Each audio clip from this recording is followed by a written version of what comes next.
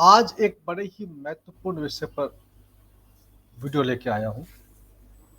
Chemotherapy के side effects. लोगों ने मुझसे कहा था कि डॉक्टर साहब इसके ऊपर आप एक वीडियो बनाइए। तो कीमोथेरेपी के साइड इफेक्ट को समझने से पहले कीमोथेरेपी क्या होती है। जो कैंसर पेशेंट्स होते हैं उनको पावरफुल केमिकल्स दिए जाते हैं। केमिकल्स होते हैं बॉडी में टिश्यू के साथ में रिएक्ट करते हैं।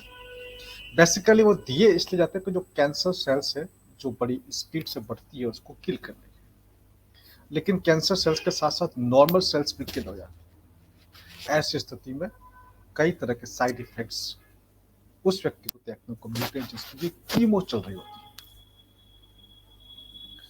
अब ये साइड इफेक्ट्स क्या हैं समझते हैं। ये जो बता रहा हूं मैं आपको, ये कोई मैं अपने मन से नहीं बता रहा हूं, मैं आपको ऑथेंटिक सोर्स से इन चीजों को बता रहा हूं। साइड इफेक्ट्स में सबसे पहला नोजिया, वॉमिटिंग, डायरिया यानी कि जी घबराना, उल्टी होना, दस्त होना, hair loss, loss of appetite, बालों का गिरना, भूख कम लगना, फैटिक, थकावट, फीवर, बुखार आ जाता, माउथ सोर्स, मुंह के आसपास छाले होना, पेन, कॉन्स्टिपेशन, दर्द का होना, कब्जी का होना, इजी ब्रूजिंग एंड ब्लीडिंग, शरीर पर नीले दाग पड़ना, छोटा सा कुछ चोट लगते ही अंदर ही अंदर स्किन के अंदर खून का थक्का जम जाता है, ब्लीडिंग यानी कि रक्तस्राव ज्यादा होना, यानी कि बॉडी में कहीं चोट लग जाए तो रक्त का बहना और लंबे समय तक बहना। इसके साथ में कुछ सीरियस साइड इफेक्ट और भी होते हैं, इसको मानते हैं कि कम सीरियस साइड इफेक्ट है। अब ये सीरियस साइड इफेक्ट क्या होते हैं इसको भी आपको समझते हैं क्या हो सकता है। Lung tissue damage.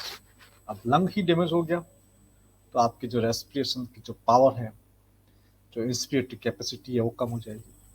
हार्ट की प्रॉब्लम्स। हार्ट तो बॉडी का मेन ऑर्गन होता है, हार्ट ही पूरे बॉडी को ब्लड पंप करता है। इनफर्टिलिटी यानी कि बांझपन। यदि कोई युवा अवस्था का है और कीमोथेरेपी चल रही है तो बांझपन आ जाएगी, संतान की उत्पत्ति करने के लायक नहीं रहेगा। किडनी प्रॉब्लम्स, किडनी खराब हो जाएगी। Nerve damage, peripheral neuropathy, nerve damage हो गया तो सेंसेशंस की दिक्कत आएगी। Risk of second cancer. सबसे बड़ी बात, एक कैंसर के इलाज के लिए हम दे रहे हैं कीमोथेरेपी और एक सेकंड कैंसर को डेवलप हम कर सकते हैं। यह भी एक बहुत बड़ा रिस्क है।